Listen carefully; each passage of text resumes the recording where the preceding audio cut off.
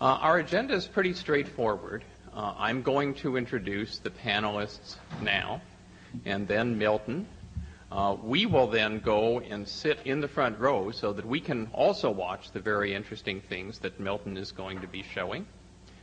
And then after he speaks, each of us will have 5 minutes to present some reactions, a little time to kick the ball back and forth among ourselves, and then throw it open to you.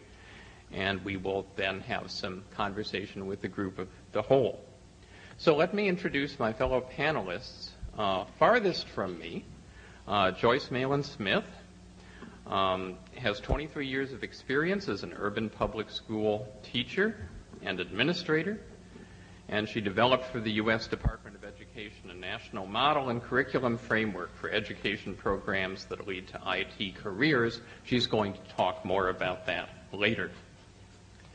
Dennis Bartels is the new president of the not-for-profit Education Research and Development Organization, TERC.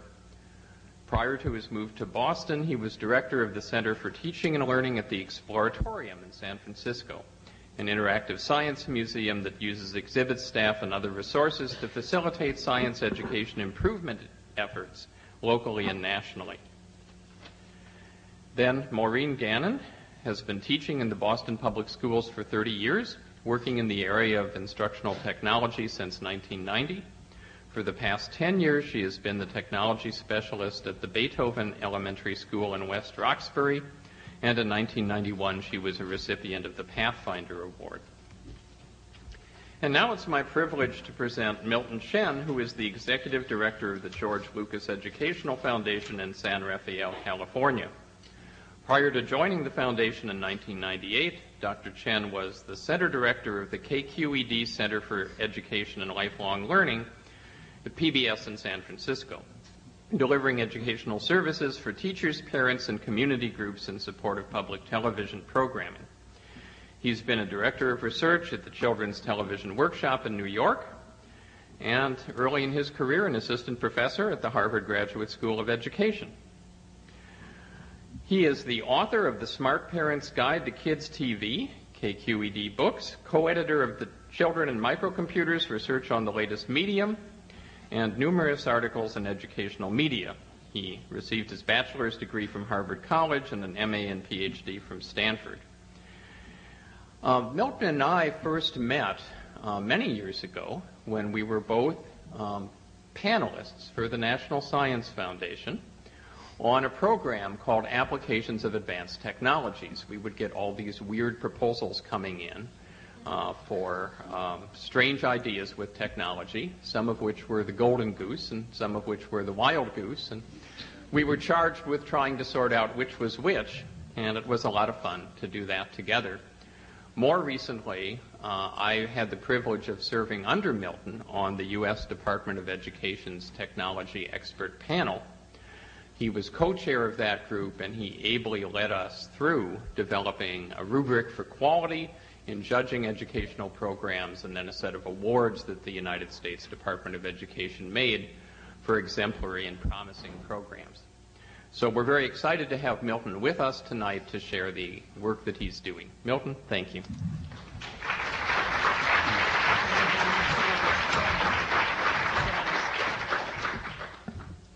Thank you, Chris. Dennis Bartels and I have known each other for a few years now, and both of us having spent time in both the Boston area and the San Francisco area. I'm just wondering, Dennis, who are you rooting for tonight? After tonight, San Francisco. Smart, you know. Well, my son is Sorry about that squeeze button last night. It's completely unexpected. Well, it's been a real whirlwind couple days to be a visiting technology fellow here, and both personally and professionally, a unique experience for me. As Chris Dede was describing, I have been at Harvard in several different, very different parts of my life as a college student and as an assistant professor, and this opportunity this week. And it really has made me reflect on how fortunate I have been to have been part of this greater Harvard Graduate School of Education community, beginning with my initial work with Professor Gerald Lesser, who many of you know, his landmark work on educational television and the founding of Sesame Street. I was very fortunate to be part of his research team and to have begun more than 30 years ago looking at how you could design that screen to carry new kinds of curriculum content for preschool children. And I'm very pleased that Jerry Lesser's work continues through an endowed professorship here and through many of us who were his research assistants and his students. As I said earlier today, we kind of think of ourselves as Jerry's kids. I want to thank HGSE and the Ask With Forum for inviting me to present tonight and to share with you some of our ideas at the George Lucas Educational Foundation about the future of our schools. The title of my talk is Education and Ecstasy, Transforming Learning Through Technology. I've had some very interesting reactions to that title. People have said, well, what do those two things have to do with each other? You've got education on the one hand and ecstasy on the other. In fact, some people think they're so different. They said, well, so you've got education and ecstasy. Does that mean you're going to be like distributing drugs tonight? I mean, education is learning and ecstasy is a drug, right? Those two things have nothing to do with each other. And of course, what I want to communicate to you tonight is that ecstasy is the kind of feeling that students have, that we've all had as lifelong learners when we're truly engaged in the process of learning. How can new digital age schools be created to use technology to give students this feeling? In fact, it comes from the title of a book that I often like to recommend, an oldie but a goodie from 1986 by George Leonard, who was an education reporter and a real visionary on the future of technology in education. Back in 1986, he wrote this book called Education and Ecstasy and said that students can learn present-day content in a third or less of the present time. And the key phrase, pleasurably rather than painfully, education at best is ecstatic. Our foundation is founded by the filmmaker George Lucas, who did not have ecstatic experiences in his public school in Modesto, California, in the agricultural valley of California growing up. I think many of you are familiar with his story, that he was not a very good student. You can think about him as a very imaginative, visual learner who had to sit in a very verbal, traditionally verbal classroom. So if you were to look at the student George Lucas at age 10 or 15, you would think this fellow's headed for nowhere. As he has said, I was often bored in school. I was very disengaged from learning. I didn't do well at it. Occasionally, I had a teacher who engaged me and made me curious, and I wondered, why can't school be interesting all of the time? Edutopia is what we call our new vision for digital age schools. And in this vision, we take the philosophy of George Leonard and say that we believe children are marvelous learning machines. They are the kids who are wired to learn. We want to find ways in which technology learning machines can support kids as marvelous learning machines. And as George Leonard's quote was suggesting, children's learning can outpace traditional standards. And the key to it is that student engagement needs to be supported in motivating projects through support from teachers and experts and through the use of what many have called expressive technologies.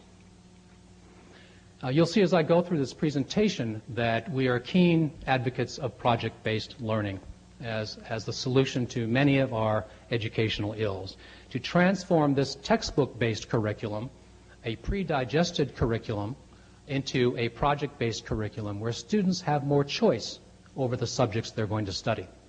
And through skillful educators who can connect up their interest in, say, environmental issues with an interest in math and science, even with an interest in history and the arts through integrated studies, we think that we can really create some powerful learning.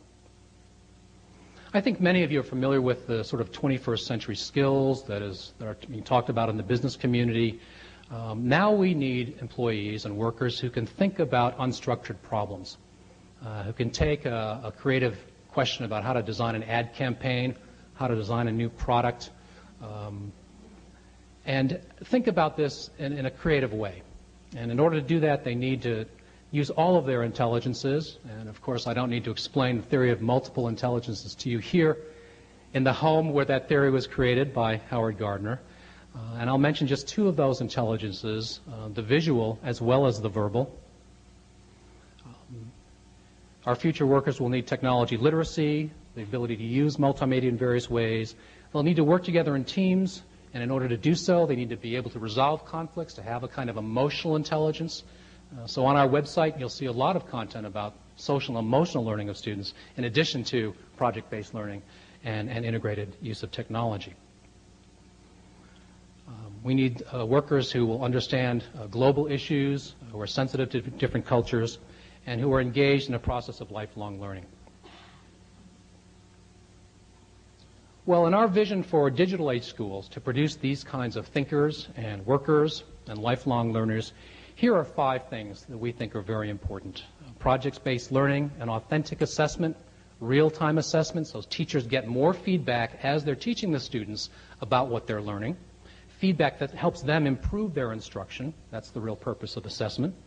Not to judge students, not to sort students, but to actually help improve what teachers are doing with students. I would argue that's the real purpose of assessment. And that goes far beyond then the use of standardized tests and quizzes and multiple choice items, but really looking closely at student work.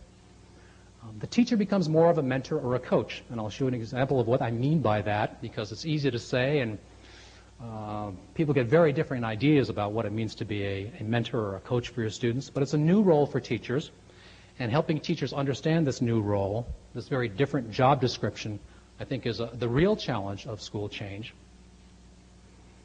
Students are working together collaboratively in teams. They're exercising their emotional intelligence muscles. They're using technology, and they're importantly connecting to outside resources and experts. And if there's any divide that I like to talk about, it's the divide between the school and the community. It's the divide between school life and real life. It's the divide between what happens in classrooms and what's going on in the rest of the community, the rest of the world.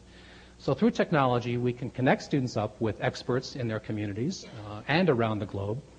So that's one of the really valuable things that we believe technology can do. Project-based learning, for those of you who are less familiar with it, here's a definition from Dr. Sylvia Chard at the University of Alberta. And one of the major advantages of project-based work is that it makes school more like real life, an idea of school life becoming more like real life. It's an in-depth investigation, often lasting several weeks, several months throughout the year, of a real-world topic worthy of children's attention and effort. And often, as I was suggesting earlier, selected by students themselves. And for those of you less familiar with our own foundation, the George Lucas Educational Foundation, we try to document and disseminate these success stories of schools around the country. We like to show what works, and importantly, how it works. We spent the first few years of developing our website showing what works, and increasingly people are asking us, how does it work? Because I'd like to try that. I'd like to try to use the internet to present an electron microscope in my class through BugScope. You can see it happening on the internet. Show me how to do it. Not only that it can be done, but how I can do it. So that implies a much deeper level of information, of assistance, and I hope in the panel discussion we can have some more discussion around the question we've already been surfacing during my time here, is how can you create case studies that are very deep and very comprehensive in terms of the multiple viewpoints on this question. And our goal is to publish on 3 different media platforms. On the web, that's our central archive of everything we've ever done. In print, we have a newsletter that comes out twice a year. And we're also putting some things on television. For those of you in the San Francisco Bay Area, we're launching a series of news segments on KRON in a few weeks, Mondays at 6. This is our website, Edutopia Online, and you'll see the tagline, Envision the Future of Public Education. This is a wonderful story, the lead story here. Students making a business of learning. Fremont High School students in Oakland who are entrepreneurs. They have fought truancy, designed a new school, and become international winners for their entrepreneurial efforts. They serve as tax advisors to citizens of Oakland who have unclaimed money. They do amazing things. They've started a number of small businesses in their schools, in their school and have won a number of awards from both California and the nation, and an international award for the work that we're doing. So I encourage you to take a look at it. Well, I'd like to turn to two cases of digital age schools and show you some short documentary segments from our website as examples of what we mean. And it is very much in line with our own philosophy as a foundation and our founder, George Lucas, that it's somewhat easy to talk about these changes and these innovations. What's really difficult is to show them in action. And in order for change to take place at scale, where the public really understands these kinds of schools and will vote for these kinds of schools, will vote for those school bond referendums, they need to see what happens in these classrooms. So it only makes sense that a foundation founded by a filmmaker should make the effort to try to make these documentary films. Mott Hall School in New York City is a laptop school, and we think at least a part of the vision of technology in schools is around one-to-one portable wireless computing. And Mott Hall School is a school that's been at it for 4 or 5 years now and has itself been so successful that there's now a Mott Hall 2 and a Mott Hall 3. And then I'd like to show you an example of a geometry teacher in the 10th grade who does a very different kind of geometry class. Recall, if you will, sitting in your 10th grade geometry class, and if you can, remember some of the things that you learned in 10th grade geometry. Well, these are students that will always remember what they learned in 10th grade geometry because they are designing schools of the future. They use computer-aided design for 6 weeks at the end of 10th grade, working with school architects to use those geometric concepts and apply them in real life. Some more information about Mott Hall School. It's grades 4 through 8, 425 students, largely Hispanic, and has also been involved in some international projects. I won't spend a lot of time on them today, but we're very excited about the internet to make learning more international, as I like to say. Here's one website that has a number of global learning projects for schools to learn more about the rest of the world. It's friendshipthrougheducation.org. There's also IEARN, International Education and Resource Network, IEARN.org, that does a number of these things. Marian Acosta Singh, the principal, says that we still do lecture when it's important, and we still do use textbooks, but we've converted the curriculum and embraced multidimensional, interdisciplinary projects as evidence that our students can not only meet but exceed state standards. Eva Rita's geometry class, again, taking that large unstructured problem. You're a high school sophomore. How would you create a design for the school of the future? You're going to work together in a team. We're going to have some school architects come in and advise you. And we're going to organize this as an architectural competition. In 6 weeks, you're going to present your designs, your models, to this team of school architects. They have a rubric that they'll show you about how they're going to judge this. And your models will be your performance.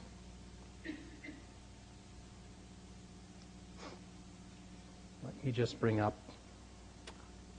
this film.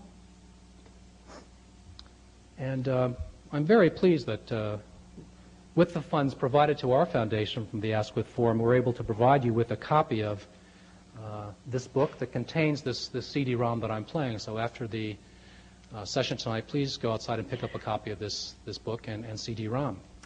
This is what it looks like. There's about an hour of video on this CD. 11 segments. For those of you who are interested, some comments by George Lucas about the importance of teachers and teaching. And as I was suggesting earlier, we do try to support the use of social and emotional learning in classrooms. And here you'll see a segment called A Culture of Caring and Civility. It's kind of an unusual idea that we could not only teach the cognitive curriculum, but also teach a social and emotional learning curriculum. But it is as important, I would argue, and perhaps even more important than the actual information and skills that children learn in school. This ability to work together, to be able to resolve conflicts, to be sensitive to other people. This school, Ben Franklin Middle School in New Jersey, has done this and created a culture of caring and civility. And I'm so pleased that the principal of Ben Franklin Middle School is here, Tony Bensavenga. Why don't you at least wave your hand, Tony? And I won't show you this video because he's here in real life. So if you have some questions about how to do this, Tony Bensavenga is the master of this.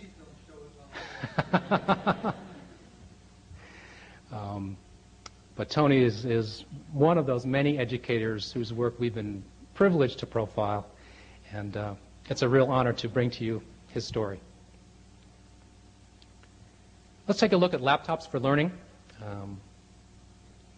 Students at this 4th through 8th grade middle school in New York City design their own kites, create multimedia poetry using digital cameras, and conduct scientific research. And towards the end, you will see a group of 8th grade girls who are doing work that when I describe it, you will think that it's college-level work. They are studying the effects of the ozone layer, the depletion of the ozone layer, on single-celled organisms in coral reef ecosystems. These are 8th grade girls in New York City. That's all I have to say about it, but it does make George Leonard's point about the accelerated curriculum. When students are really engaged and motivated and are pulling that instruction along with them, some amazing things can happen. There's kids and there's a dog. It is sunny, there is no fog. These 5th graders are presenting poems they wrote to accompany the digital photographs they took. I'm going to go online because I'm researching my topic, which is how to say kite in different languages. In this 5th grade class, students are researching and designing kites. Going down, all right? Wow, that's a draw. And these 6th graders are conducting experiments to determine the heat of fusion for various objects. It finished melting at 3.5. These challenging projects are part of a typical day at Mott Hall, a 4th through 8th grade science, math, and technology magnet school in the heart of New York's Harlem district. Traditionally, minority students have not been encouraged or inspired to go into the professional fields of mathematics, science, or technology. So we feel that our mission here at Mott Hall is really to provide a very strong academic foundation for these students to go on to higher learning. Matter exists in different phases. 3 of these are solid, liquid, and gas. The other 2 are Bose-Einstein condensate and plasma, but these 2 are not common on this planet. In 1995, the school participated in a pilot program that eventually provided laptop computers to every teacher and student. And when we put the laptops and the technology directly into the hands of teachers and students, we started to move from a more traditional instructional model to a project-based and constructivist model. And we really embrace this as a school community because we feel that what is important for our students is for them to be directors and managers of their own learning. What kind of poem would you make out of that one? A silly one. We really wanted to have children collaborate with each other, have children engage in multidisciplinary types of projects that were longer, that were more complex. What's the temperature of the water? The water, measure the temperature. We feel this is more authentic. We feel this is more challenging work for our students. And we have seen that it has yielded very positive results for our students. Using the graph paper on the computer, I've created a scale for my kite. At this point in math, we're studying ratio and proportion, and they're difficult concepts, especially for a 10-year-old. For teachers like Sandra Ski, who teaches math, science, and social studies, the most successful projects cover the whole curriculum and involve new technologies. For this project, the laptops proved to be especially useful in creating the scale drawings, in doing the research, and be able to make revisions in order that they could set up ratio and proportion and see instantly what the effects were. We have the wireless, so it was easy for us to go online, get additional information. It's going to make the whole idea of creating our website easy because we've got most of the work already done, and it's just formatting it and shooting it up to the net. Ski believes projects bring out the best in her students. She was particularly impressed with the progress of one of her students who wrote a story about Ben Franklin's kite. He was going to make me get shocked by the lightning. No, I screamed without saying a word. He took me outside and flew me in the air. I flew rapidly through the sky, hoping not to get struck. Then Ben screamed, "Make me proud." Once he became involved with projects, his interest in school really grew. And, well, his potential just evolved. It just exploded. And now he consistently does his work, and it's consistently done well. And he's no longer afraid to use his imagination, to take risks, to try new things. And I credit a lot of that to the projects that he's been able to get involved with. At Mott Hall, the learning does not stop when classes end. After-school offerings include Tai Chi and chess. Chess does a lot for young people, and I think the most important thing, it makes them responsible for their decisions. Every move has a consequence, and you can see from the first year of chess, kids being a lot more aware of the moves they do. Practice like this has helped make Mott Hall national chess champions. It also dovetails neatly with the school's educational philosophy. I'm not even really interested always in the right answer. If they come up with the right answer, that's great. But I'm interested in the investigation, again, that internal dialogue. What are you thinking about? Did you have some growth or no? Yeah, it was decreasing. The school has also formed partnerships with nearby institutions like City College of New York, where these 8th graders are working on their class science project and advancing vital research on single-celled organisms. When they first came, of course, this was all completely new to them. So they didn't know about foraminifera, not that I would expect them to. They didn't know about dinoflagellates, not that I would expect them to. They were interested, though, in coral reef ecosystems. They decided on their own that they wanted to do the light variation, so I helped them, set up a sort of experimental protocol. And then once I showed them how to actually use the instruments, it was amazing. They just were able to do all the counts, totally unsupervised. And when they showed me their board, I was really impressed because they had found all sorts of pictures, and they put all the graphs together, their data tables, they had everything lined up, absolutely perfectly. Do you think it's time that we transfer them again? Definitely? Yeah. They'll talk to you about these species of microorganisms just as if they were the scientists in the labs. And that's exactly what we want.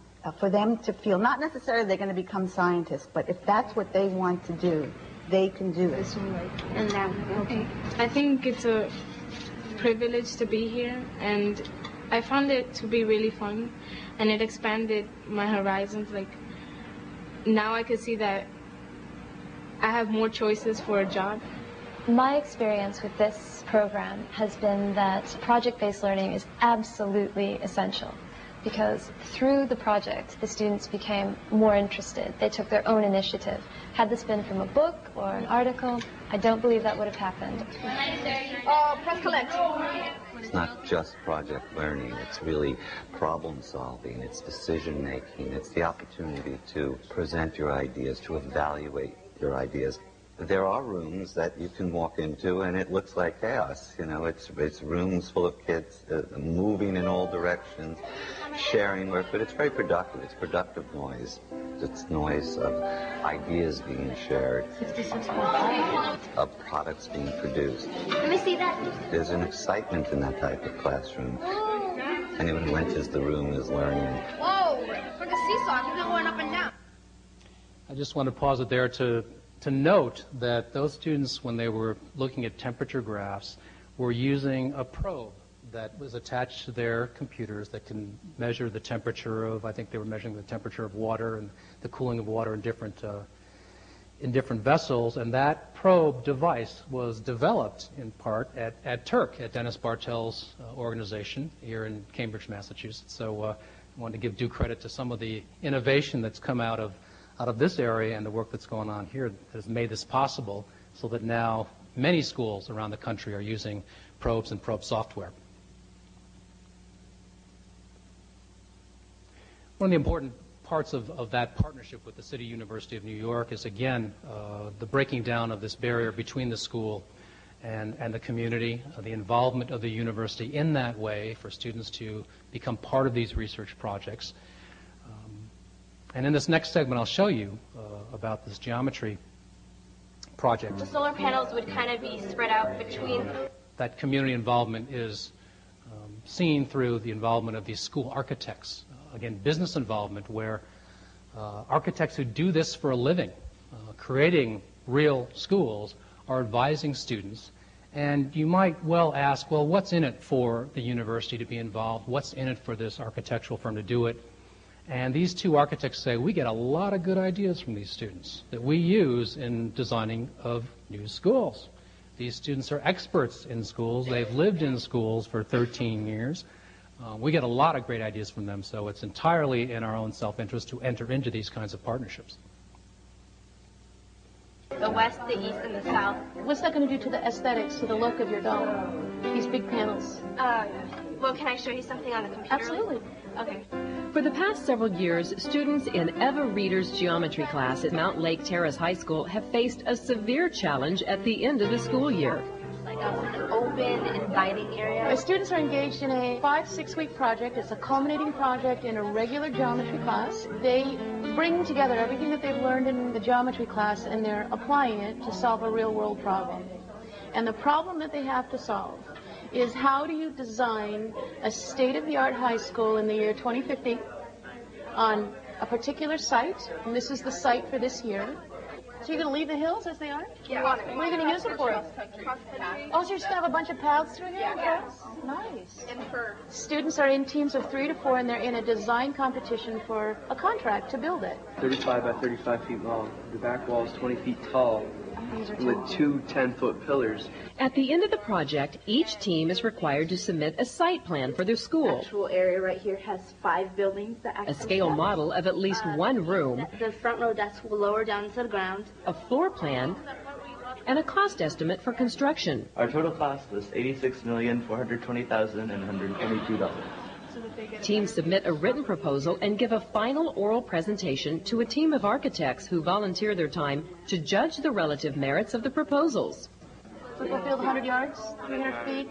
Reeder created this rigorous project when she realized that her students weren't able to apply what they were studying in class. It became immediately apparent to me as a teacher that talking to kids didn't cause them to really deeply learn concepts. And they might learn the material, learn it so that they could spit back formulas and so on a paper and pencil test, but they weren't able to apply it in a context that was outside of that unit and outside of that worksheet or book page. why not have the whole site like wall be glass facing the water? It's when they can use what they learn in class to solve a problem that I know that they've learned the material. You'd have doors leading to the outside classroom. So. While students must draw on their knowledge of everything from math and English to the aesthetics of design, they also learn an invaluable lesson in teamwork. We'll see how many we fit. We'll see if we I'm fit. thinking because When we finally started on the site model, there was constant little squabbling about, oh, this should go there.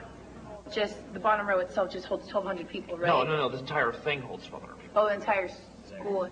They're faced with this really complex problem that has certain constraints, and they have to figure out how to begin to make the decisions and move the process forward. And how do you do that decision making within a group? These are the things that are really maybe the most powerful learnings that come from it. The real life problem solving, communication, collaboration skills. I did learn how to work with people that didn't think the way I did. You thought nonlinear, didn't believe in deadlines sort of thing. They really think out of the box, which is not like me. I'm a completely in the box kind of person. You gotta make sure you work together. You might be able to just kind of quickly build a little model of it. Seattle architects Mark Miller and Kirk Wise have played a key role in the design project for the past 8 years, acting as mentors, coaches, and ultimately judges of the students' work. there's also escalators. A hugely important piece of a really effective project is to have the audience for the student work be someone outside of the classroom. So I go out into the community and I find someone who's willing to look at their work. Which means that you use the sunlight for daylight. The quality of student work really does go through the ceiling because they care about these architects' opinions. These are great ideas. You're sort of dissolving the concept of a wall, dissolving this idea of indoor-outdoor. It felt so good to do it, and to present it to architects really boosted up the confidence, and I really wanted to put an impact on them and show them all I got.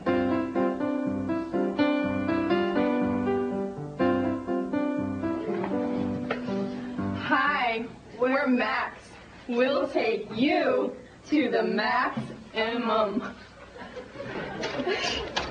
In the beginning, we decided to start with the floor plans and the designs. Our school has one main building with 4 buildings on the side of it, with connecting with walkways. Can you guys imagine what it'd be like just walking into a room and all you see is just 3 feet of wall with brick and then the rest windows even on top of you? That's what we have in our model right here. The classroom is built down 20 feet, so the back wall is into the hill itself. The rest of the walls are made of glass. The 2 side walls are clear so you can look out and have no disruption with your views. The silver pad is a light projection, and the little white square is 360-degree hologram. This hologram is your teacher. This hologram teacher can change for your subject. If you want math, you can get Miss Reader. If you want physics, you can get Einstein. It's all programmed in. Education in the year 2050 is very different from the way it was at the beginning of the century. Class sizes are smaller, school budgets are much larger, and most importantly, students are taught differently. Education has become project-based. Spending 6 weeks on a single project at the end of the school year is a bold teaching strategy. But for Reader and her students, the gamble pays off. My colleagues ask me, how do I possibly find time for project-based learning when there are so many concepts to cover, so much curriculum to cover, and the pressure to get students ready for high-stakes tests? And my answer to them is that applied learning or project-based learning is the most effective way to deliver information, and it's the most effective way for students to understand concepts. Once they have learned a skill by having to use it, it's theirs. They don't need to cram for it on the test. It's a way of learning information that works. Hey guys, if everybody wants to direct their attention that way, you will see the Rainier Tower. On the final day of the class architecture project, Eva Reader's students went on a field trip to check out some of Seattle's landmark structures. Well, the center of gravity for that building is a giant concrete base below the building. But the most eagerly anticipated stop on the trip was a visit to the architectural firm of Wise Miller. Good morning, glad you could make it. These are sketches that we did for the high school. The students were eager to learn about the work of these 2 prominent Seattle architects, but they were also anxious to find out what grades they were going to get from them on this, the final day of assessment. And then they had the library rotating, and they made a point of saying that it needed to be larger. The architect's judgment counts for 40% of a student's final grade for the project. It's just part of the sophisticated rubric that Reader has refined over the years. I have to come up with ways to assess those products and performances. So I look at the site plan, I look at the perspective drawing, I read the proposal, and I have a scoring guide developed for each one of those. But I think that the most powerful assessment for this project is that provided by the architects. And again, you will remember this activity your whole lives, and it will make a difference. What you've done is very good, and we want to recognize the best of the best.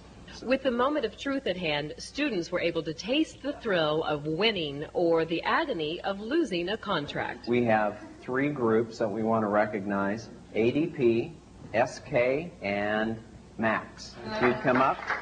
This was also a time to celebrate the diverse inspirations and surprising talents that emerged during the course of the project. You had a level of comfort as you presented your work.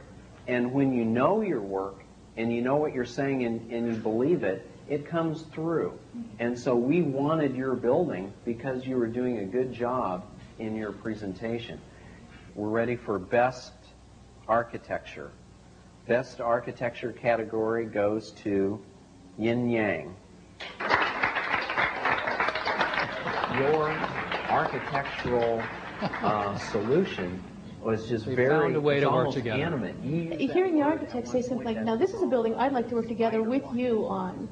You can't duplicate that experience in a classroom. But we really like those arms that reach down the hillside, and we could see the classroom learning going indoor and outdoor. It's so powerful for the students because they have someone who can deeply appreciate what it is they've struggled with and gone through, and someone who can just really let them know what a fabulous job they've done. Are we ready for the final?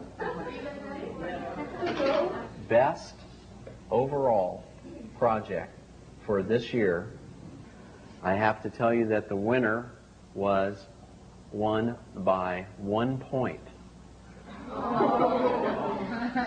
The winner this year goes to SK. Come on up. To hear someone honoring their ideas, that gives me chills. Their presentation was very strong.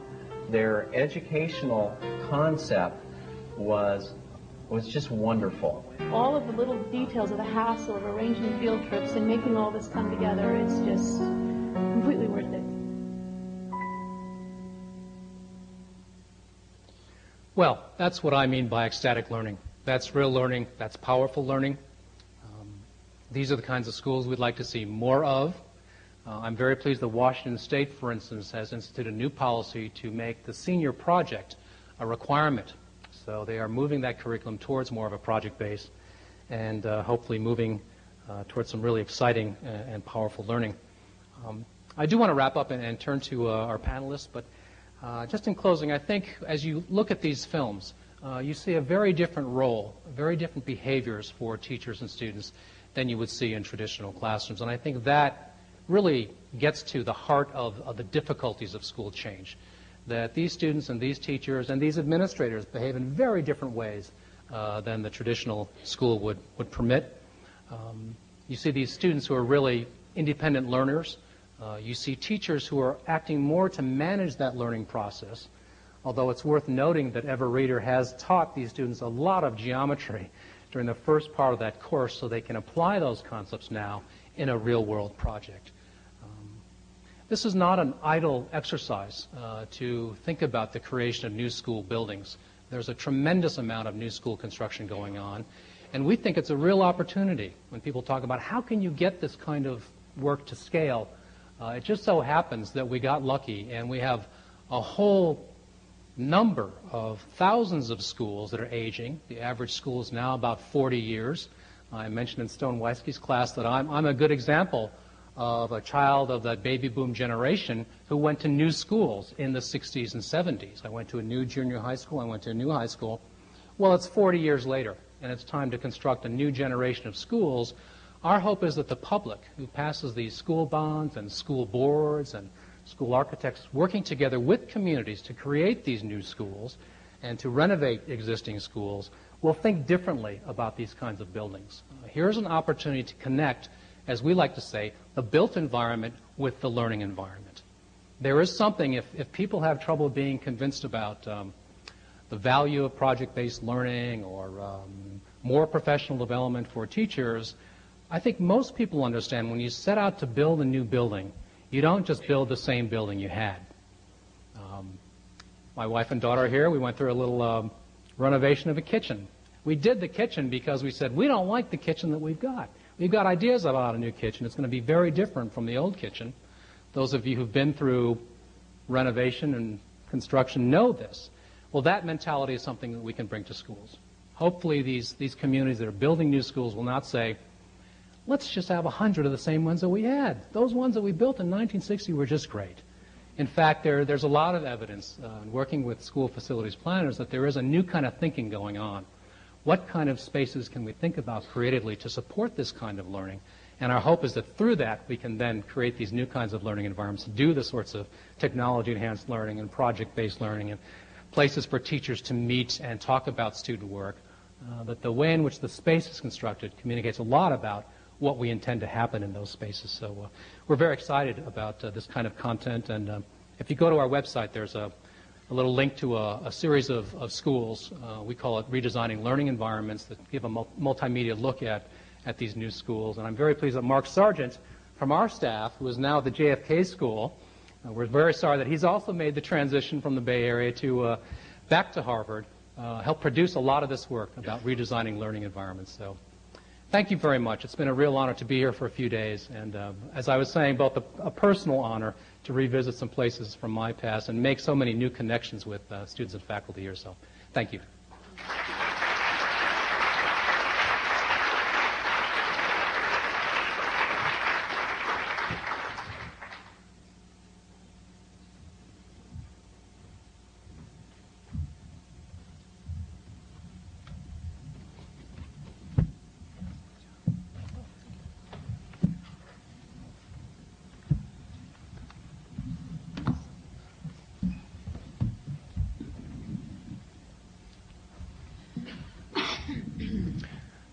Well, I'd like to invite the panelists to respond for roughly 5 minutes each, and I think we'll start at the other end. So, Joyce, if I can ask you. Okay.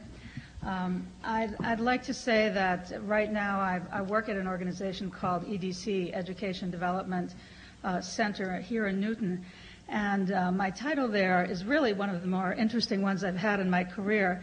I'm a strategic director for workforce and human development.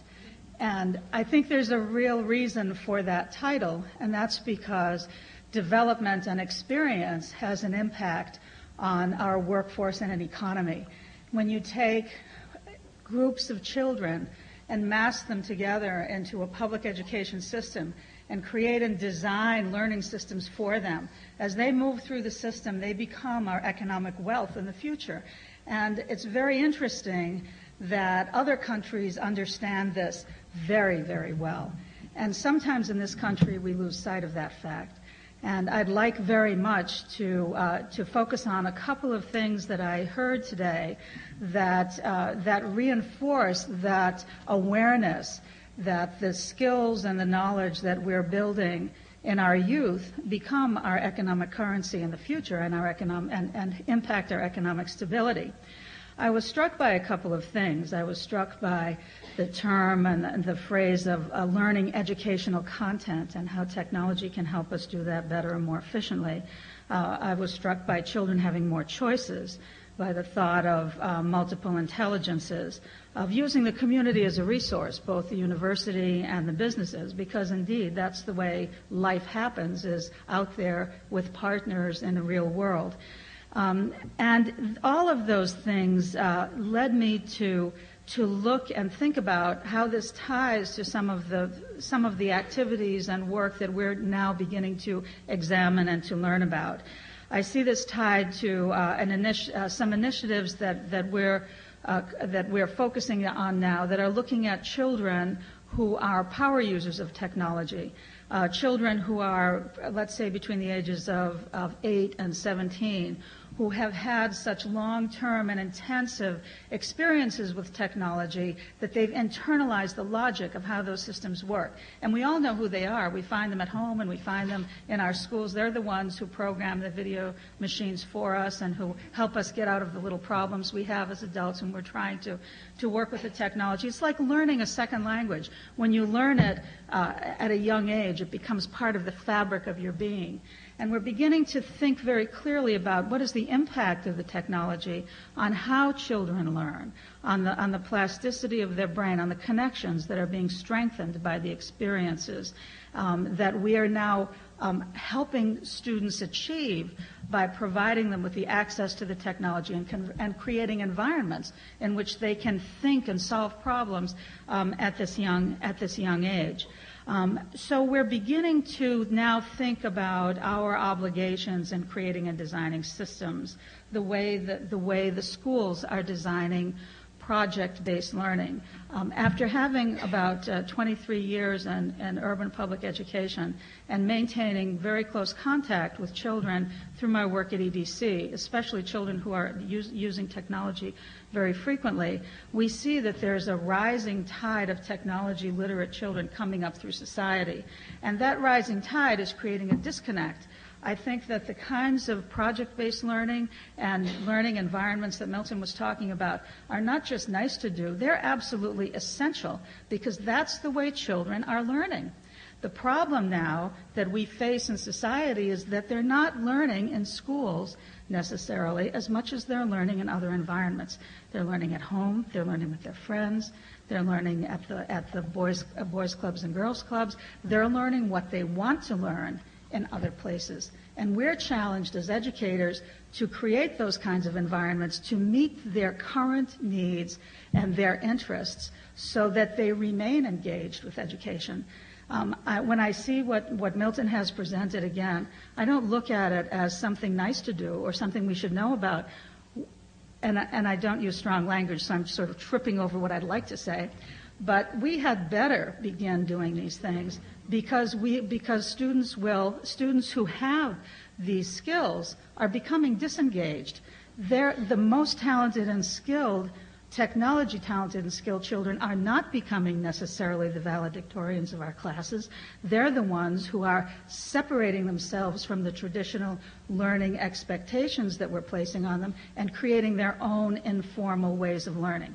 So I would hope that we all not only take what he's presented very seriously, but consider it a first step and think about what do we do next and how do we build on this next month and next year, because we'll have to do that in order to keep up with this rising tide of technology literate students that are coming through the system. And I made lots of notes and didn't stick to any of them.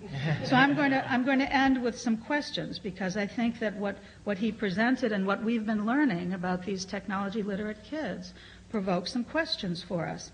I think we need to rethink what we mean by learning and rethink what we mean by content. We can't take our current tools and expect that we want to teach what we as adults think should be taught any better. We need to rethink what really must be learned. What must these children learn to prepare themselves to be successful in a fast-changing world where information is no longer the currency because it's accessible to everyone, but it's how you use that information and what skills you can develop in order to use the information better. I think it provokes a question about how do we deal with the disconnect between these students and their teachers, because there is a disconnect. In many cases, it's the students who are developing expert ways of thinking and solving problems because they're experts with the technology. The teachers are still teaching them as if they're novices, expecting to lead them through tiny little steps in learning when they're ready to jump to what's the big problem. And we're not yet recognizing the fact that we're developing expert learners at very young ages, and what is the impact of that on our education system? How do we guide children who are power users of technology and who are self-directed learners in their learning when learning for them may not occur in schools? If we're responsible for public education, how do we help them learn when they're choosing to learn in other places? How do we guide that? And I guess the last goes back to that question of education content. Maybe we need to rethink what education content should be in order to create the kind of world we want to live in today and leave to our children and our children's children. And that's my comment. Chris, I couldn't help but notice that you're letting Maureen, the classroom teacher, go last, which always makes me a bit nervous. No, I'm going last. Oh, good. Okay, Chris. The professor goes last. The professor goes last because the teacher could come sweeping in and say we're all off our rockers. Also, Milton, thank you so much for credits for Turk. I should note that a lot of that work is Bob Tinker's, who many of you know and has done some terrific jobs. And that's one of the things about sort of inheriting an institution that has such a wonderful legacy. It's both the blessing, but then the curses. So what's next? And what do we need to do next to continue that legacy? I also want to just briefly redeem myself with the Boston Red Sox fans here. Truth be told, I grew up in Michigan, and I'm a diehard Detroit Tigers fan. However, my father, on the first trip he and I did alone together, took me to Boston, and the very first night we went to Fenway Park. And that is still to this day my most favorite ballpark in the entire world. When I came back to Boston with my 7-year-old son 2 years ago, the very first week we went to see a Boston Red Sox game, and I'm wondering if this actually qualifies as child abuse, because now he is hooked. And that will be his lifelong team and his lifelong heartache. Milton, welcome to the right coast. I have followed Milton's work for quite some time, even before he joined the foundation, when he was at KQED, and then watched the development of the Lucas Education Foundation. And I know early on there was a struggle in terms of what it wanted to be and how it wanted to influence this important agenda that Mr. Lucas really saw early on. And I've seen the material sort of evolve over time. And I'm so pleased because I think what the Lucas Foundation has done has gone back to its real heartfelt strength, that of its founder, which is in storytelling. We sort of give anecdotes bad name. Anecdotes are very much out of favor right now.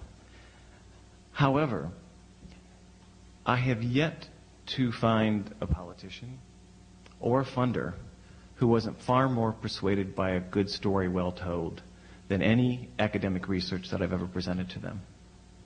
And in fact, I would submit that most educational policy is not made on the basis of scientific research. And I think often we forget that. And in this age of sort of the tyranny of scientific research, I just want us to be really careful that we need more storytellers, and that has a very valuable place in the system. Not the least of which is to acknowledge that a lot of what's most important about education, even our current system, isn't measurable. And if we don't find ways to sort of demonstrate that in credible ways to the decision makers, I think we are actually in far more peril as public schools than we might imagine. And so I think the work that Milton and others like him are doing, I wish we had 10 times more to go out and tell the stories and capture it in ways that capture the hearts and minds of parents and kids as well as politicians and funders, is absolutely critical work and really needs to complement the rest of us. The second thing is that in the last even 6 months, I've suddenly become much more excited and much less skeptical about both learning research, and technology. And there's a couple different reasons for that. One of the most exciting things is some real breakthroughs beginning to occur in the learning sciences. Some have only, now, maybe you guys have known about these things for a long time, but I'm only starting to become familiar with them. I don't know how many of you know the work of Dylan William at King's College in London, but he's been working on some papers that actually try to take the concept of implicit learning being as important as explicit learning. And what he means is those things that you learn that you don't even know that you've learned.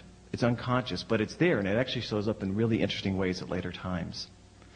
A lot of the neurobiology and a lot of the perception kind of research is starting to finally come into play in this research. Sort of that effortless learning, or that learning that you don't even know that you are learning. And I would submit actually that learning isn't actually different, depending on what institution you're in or what online environment you're on or whether you're at home or at school. Learning's still learning. It's a process that we're beginning to understand. What varies is the institutional types. And it gives us sort of a rich variation to study these different types of learning environments. But for the first time, you're seeing sort of that informal learning or that unconscious learning. The learning, for instance, that sort of is celebrated in the Zumbinis game, which some of you are familiar with, that Turk developed about 6 years ago.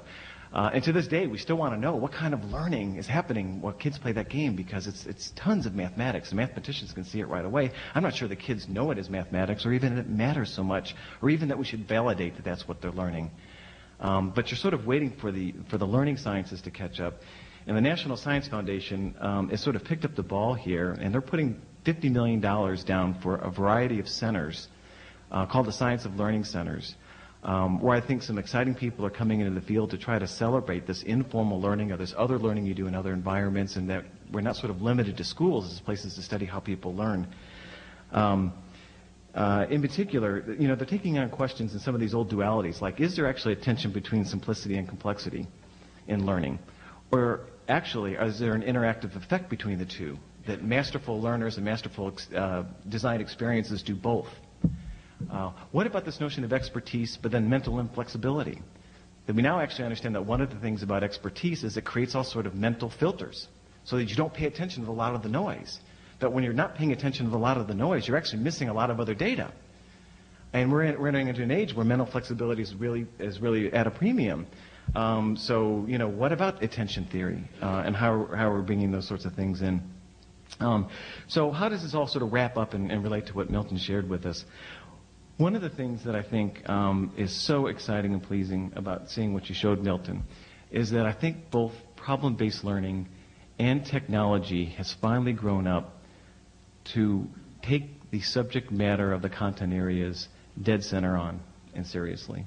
But I think that was one of the criticisms of both. Where's the math? Where's the science? Where's the history? You may want to challenge the content, but there's a different part of it. This is that these actually are important content domains that are essential to our functioning and to our learning. And that you have informal learning and you have formal learning.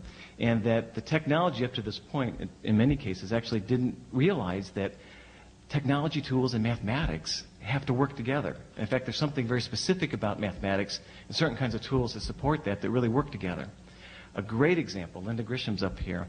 They're doing an online course, a master's course at Lesley University for teachers, where they have really honed in on particular online tools, digital tools, that perfectly support the physics. But I wouldn't use it for mathematics. I wouldn't use it for history or art. So sort of Lee Schoemel's old notion about pedagogical content knowledge. I can't take credit for this. I think it was Chip Bruce who mentioned this. But what about technological content knowledge? And how do these tools actually map back to the actual math content or the actual scientific phenomenon or the actual history learning, whatever those sort of important lessons and concepts as defined by the domains might be? Can we finally connect up some of the cutting-edge research like Robbie Case has done in mathematics around this notion of which is more, which apparently is this critical mathematical concept that most 4- and 5-year-olds need to master to continue on in a positive math trajectory. And if they don't master it, within 3 or 4 years, they fall way behind. So it turns out this happens to be a really important mathematics concept. Can we begin to tie that research together with the neurobiology that's starting to come out, with the cognitive science, and with the discipline-specific things? Because I think that's where we're finally going to get underneath some of these vexing questions, these nagging questions that have been bugging us for so long, especially when you look at issues around diversity and who gets to learn and equitable outcomes. So, the technology, the content matter, the learning theory, I think in the next 10 years we are going to see a revolution. I'm optimistic about it because we're going to get down to very particular questions where the technology and the content are melded together in the environment. Turk itself is actually halfway through the planning stages to launch an online center for the study of learning, mathematics and science learning in online environments. And I think we're trying to finally say it's not just the technology, but it's the math or the science or the history or the art that's important too, and we've got to bring these things together. And I thought we saw some excellent examples today of that. I'm Maureen Gannon. I teach in Boston. I teach in a K-5 elementary school called the Beethoven School in West Roxbury. I'm the technology teacher. I was thrilled with what I saw. I was drooling. But I also have to welcome Dr. Chen to my world. I don't have any probes. There is a laptop in my lab because it's mine and I bought it. I have 20 iMacs that are 3 to 4 years old. I have 25 classes come in a week. Most classes come 2 times.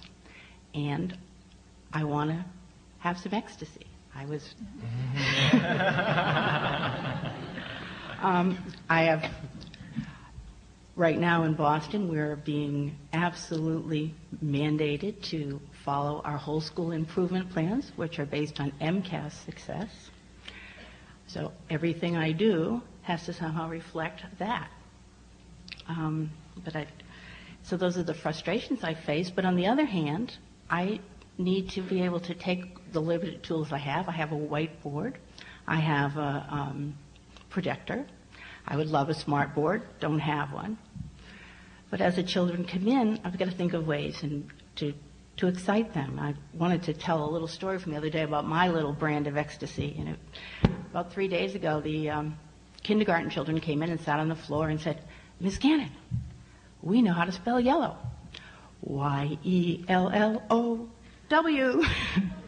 And the content this week in kindergarten are the colors red, yellow, and green. So I have the technology content as well to teach them to use painting and drawing tools. So we went into KidPix and we stamped red, yellow, and green, and then we did a red, yellow, and green box and circle. And then the children went to their computers and they started to work on this. And as I walked around, it was what was appearing on the screen was as good as what I did. And I'm looking and I'm saying, I started to cry. I mean, it was bringing tears to my eyes because also I became that 5-year-old that I was once who could never make anything that satisfied myself. And the children were saying, "We did it, we did it, we did it." that for me is the power of technology. Of course they need to learn to form the letters and to go through all the trial and error. But to be able to have that kind of success and to be able to use those kinds of tools and to create something that looks wonderful, that's a really empowering, liberating thing.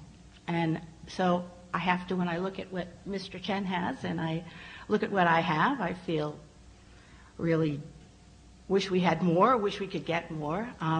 We're in a budget crunch right now. I feel rich in my lab. My lab is only 3 to 4 years old. Some of the labs are much older. So in Boston, I feel really wealthy. And I'm never going to have, or maybe I will, but I don't think I'm ever going to have all the things I saw there. But I also need to get the ideas that he put forth and try to figure out how to use those ideas in my little world. And some of the things that we do is we're one of the 5th grade MCAS, 5th grade standards has to do with the solar system. So my 5th graders will be building solar systems in inspiration, looking at models of solar systems on the internet, doing internet research web quests on various planners, and doing PowerPoint presentations on planets. My 3rd, 4th, and 5th grade children do PowerPoint poetry projects. My 2nd, 3rd, and 4th grade children do story structure projects using KidPix slideshow. So I try to bring the technology, the literacy, and the subject area together as much as I can. And as far as what was said about content, unless the content that we're responsible for is a little more broadly defined than the standards in the MCAS skill, this kind of teaching is very difficult. I love Zoombinis. I use Zoombinis a lot to teach thinking skills to children. So I would say that to you. And do I have anything else to say? I guess not. Well, I'd like to thank my fellow panelists for some very provocative remarks. I'm going to be brief because I want to leave the maximum amount of time for audience interaction. And I'd like to talk about the medium that Milton works in. I am an aficionado of educational video.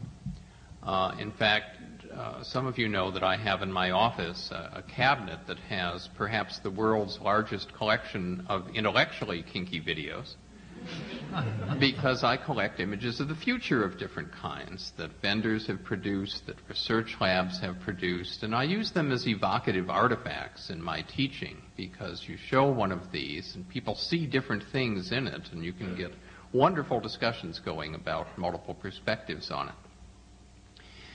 But I'm also acutely aware that video is a powerful medium, but it's also a double-edged sword. And that, in fact, the strength of video in providing this incredible sense of detail and authenticity is also its weakness, because it provides a kind of overly detailed picture of what an innovation looks like.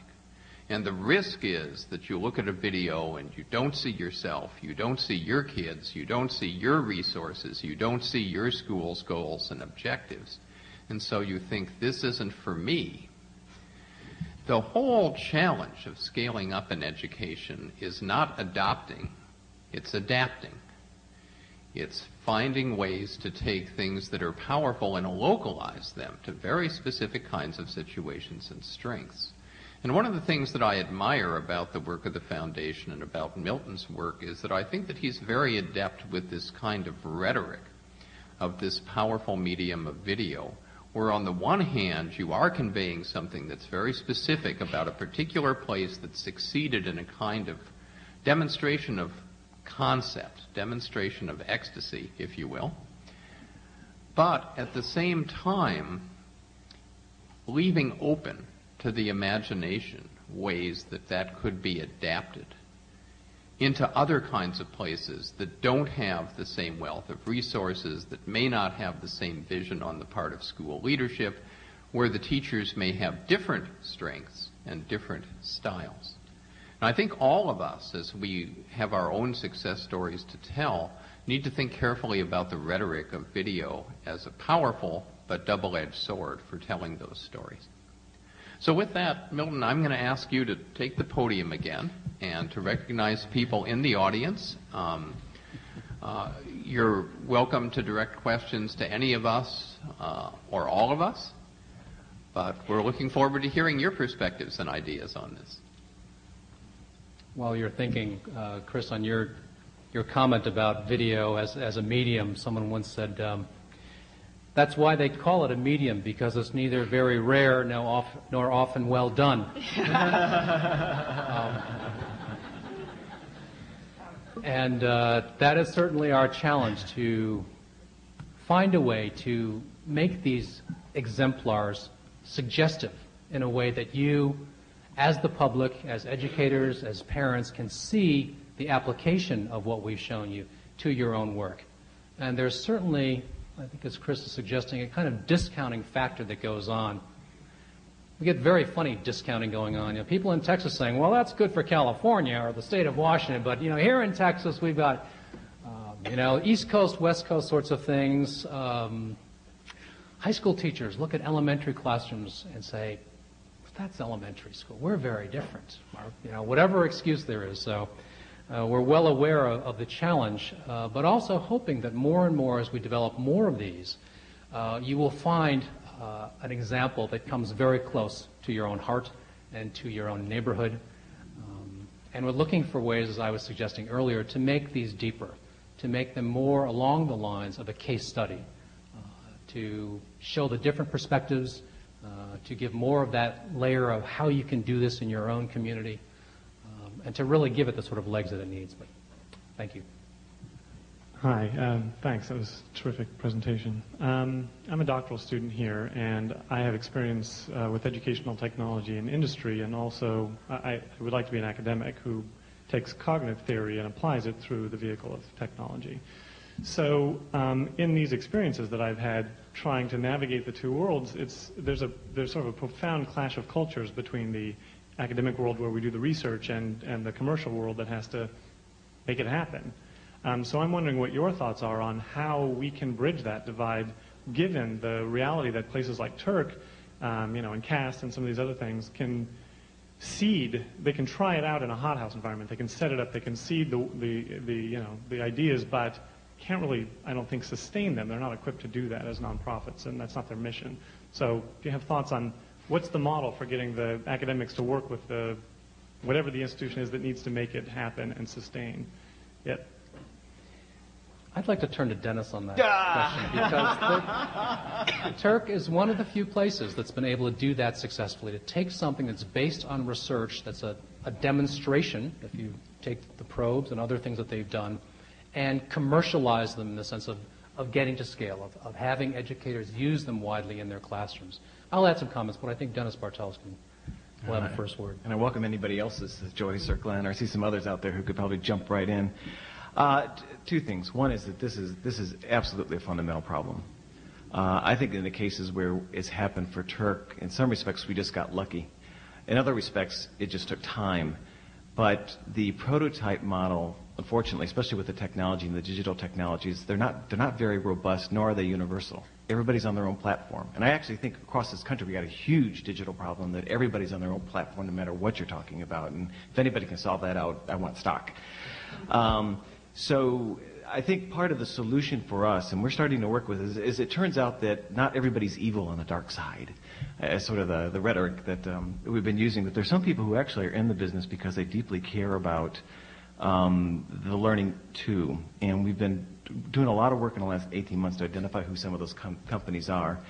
And I think the model we're going to work with is actually invite them in as joint partners from the very beginning of the development process, so we can actually build these things on some of the more robust and universal models that actually then can immediately be either move into school environments or university environments. And we think we know who some of those companies are, and they're actually anxious to work with us because they're interested both in the learning and in the research as well. That's one piece of it. The other problem with the distribution, again, this is particularly true in the virtual worlds, is that there's a terrible signal-to-noise problem. And because of it, there's no incentive for people to either work on or buy the more expensive stuff. It's sort of the old Akerlof market for lemons, classic economic failure, sort of analysis, which is that if the buyer can't differentiate quality, in the things that there's buying, then there's no incentive for anybody to do the high-end stuff because they'll never get their money back. People won't pay for it. They'll hedge in what they're willing to pay because it could be really junky. And so until there's some, I think, good research, good information, good, I don't want to say good housekeeping seals because I actually don't believe in that model, but until the Cadillac models of a lot of these things start to differentiate themselves at the brand level, like a Sony or a, whatever the sort of the brand and identity world that you know about, it's going to be really hard for any of us to get the premium into the market. We need a lot of help, and it's going to actually take a lot of public-private partnerships to make that happen, and private philanthropy, I think. Just while we're getting there, my quick comment on the question is that we need to look closely at what the nature of instructional materials are. There's a lot of money that's being spent by school districts on instructional materials, but often the kinds of technology that we're talking about are not included in the definition of that. So I'm hoping that more places will look at the money that is there and increase that money, but if we could move beyond a print-based definition, the textbook-based definition of instructional materials, so that to give more incentives to companies to develop these kinds of technologies, I think that's where the money is. I'd like to make one comment on that. As we've found that when we're dealing with learning at the higher end, at the high school level, and particularly around technical learning, that many companies are very willing to come in and provide schools with their software, many times with no strings attached. Or provide school, usually not hardware, because that there's very little incentive in that. But a lot of software products, technical software products, are being made available to schools. Many schools feel don't comfortably and easily go out and ask for what they need, and many businesses do respond and respond well in communities and in neighborhoods where partnerships are just developing. Can I say something? Well, what about the hardware, though? It's very expensive. It's a very expensive pencil, and you have to convince people who can buy thousands of pencils for one computer that this is valuable, and valuable enough to spend these kinds of resources on it, resources that we frankly don't have anymore. Where are the resources coming from? How can we get the companies out there to put money into the hardware so we can upgrade these machines that we do have? Can I make one short comment on that? I think this gets back to the issue about learning in schools and providing, and our responsibility as taxpayers and educators in providing tools for learning. As long as computers and some of this material is considered extra and added on, and not an essential tool to help students broaden and deepen the concepts, then it will always be difficult to get. Once everyone catches on that these are tools for learning that people need to maximize their potential, if everyone really understood that, I think it might be a little easier. And not just tools for learning, but the essential tools that our children will be using in the next century. Very few of us ever write with a typewriter or a pencil or pen anymore, but we do ask our children to do that. And I think that we have to convince people that that's worth the money, that this is the world that we're facing, and our kids have to be ready to enter that world. As one of our educators that we profiled said, you wouldn't have a pencil lab now, would you? That's right, that's right. And we were never asked to take a chalk and a slate to take notes either. Things have evolved, and we have to allow them to continue to evolve. Is there a question? Is this working? Can you hear me? Yeah. Hi. I actually have a sort of a two-part question. I'm really seduced by this idea of project-based learning. I mean, it's so viscerally, obviously useful and more dimensional than basic traditional learning. And yet when I think back on my own experience as a child learning, I think I would be mortified in one of those classrooms when I was a kid. I grew up in rural Pennsylvania with, great but uneducated parents. I'm the first in my family to go to college. We didn't have computers. We didn't have a lot of books. There definitely wasn't a lot of intellectual conversation going on in my family. And so I'm wondering, number one, how you see project-based learning working for more timid kids who don't come from intellectually stimulating homes, who don't have all the benefit of lots of books and computers. And the second part of my question is, I'm wondering if you see it as effective at all ages, or if it's something that works better at later ages once there's sort of more of a foundation of learning prior to it. just quickly for our work, you know, when people look at these films, they see students who are expressing what they know, they're busy doing the work, they seem like they're gifted learners. But in fact, these classrooms have a range of students. It's just that we believe projects have a way, especially if students have more choice and responsibility over those projects, have a way of bringing their skills to the fore. There are timid students that we've profiled. There are shy students, students who have not done well in school, who are very negative about learning. But the key to it is giving them some more responsibility over their own learning. It's something that we often say, but more difficult to put into practice. But we do believe that's the key to it. And there are just lots of examples of students with learning disabilities, what have been diagnosed as disorders, who, again, when they get a chance to express their abilities in a different way, if they can do it visually instead of writing, if they can do it through music instead of speaking, that's the key to it, that project-based learning, as we like to say, multimedia helps students express their multiple intelligences. And there's also the element of teamwork and collaboration. Kids work in teams when they work on projects. They work in groups of 3 or 4 usually. And so the shy kid will usually find something to buoy him up. And the shy kid usually gets more courage in that kind of a situation too. I guess we're looking for the mic. Hope I can get through this question without coughing. Should I? Yeah. I guess that one thing that I've noticed being in school now is that there are some classes that are taught in a multiple intelligence kind of way and project-based way. Then there are other classes that are taught in a more traditional way. And I'm wondering whether you think that the way in which our classes are being taught as people who are preparing to be teachers will impact our ability to actually present classes in a project-based way, and how important is the way that we as teachers being educated, how should we be taught to be able to create these exciting classrooms for our students? I hope I don't cough in the middle of your answer. That is the $60,000 question. How can we, I was saying earlier, this is about changing our way of thinking, our way of behaving, and our roles as teachers, as students. It's often said we teach the way we were taught. And if more schools of education would begin to model this kind of project-based practice, we have shown a number of schools of education, including University of Virginia, the Curry School of Education, that are beginning to do more of this. But it does begin in the schools of education, in the preparation of the next generation of teachers. So that would be a very important area to focus on in future work. Dennis? You know, if I can add, I'm going to maybe try to draw a parallel here.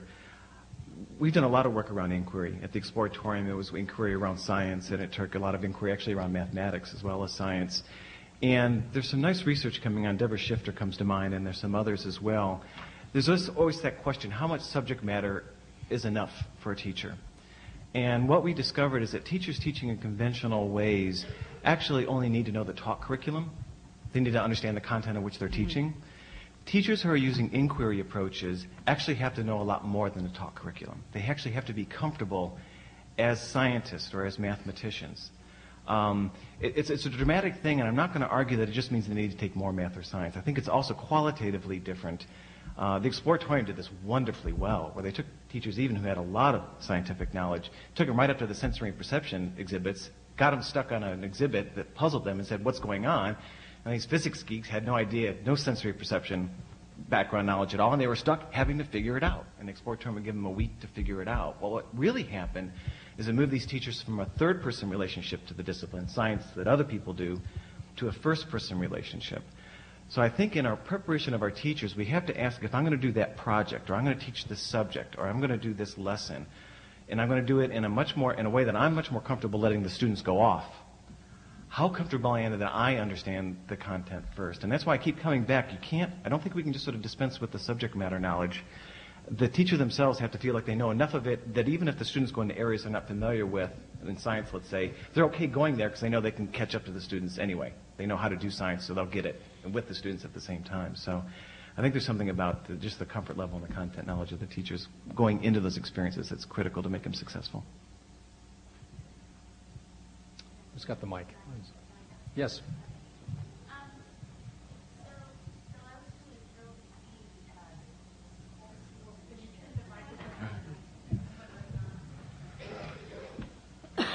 Is this on now? Okay.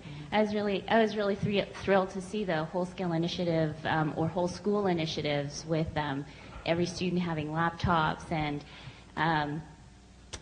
when Maureen was speaking, I feel your pain. I'm with the teacher education program at MIT, and we're currently trying to implement a fairly large project down in the Santa Fe district schools.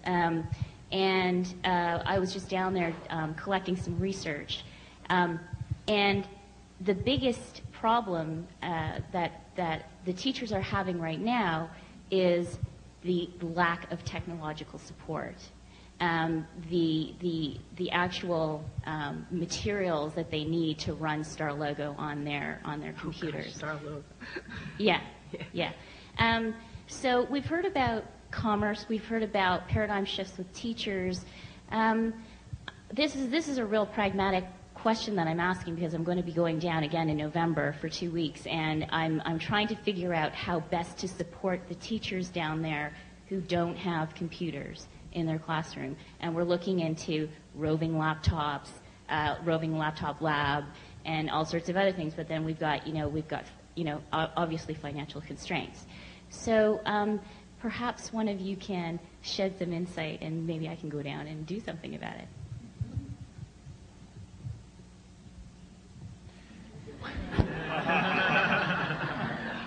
Can I just say something Please. there? Yeah.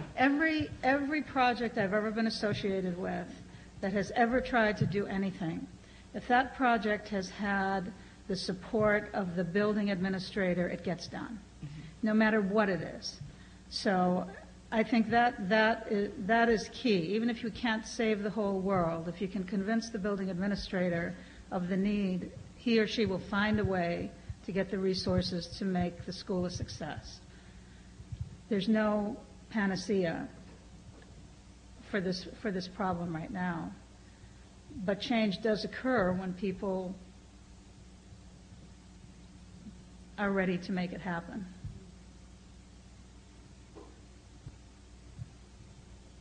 More questions or comments? Certainly. Yes.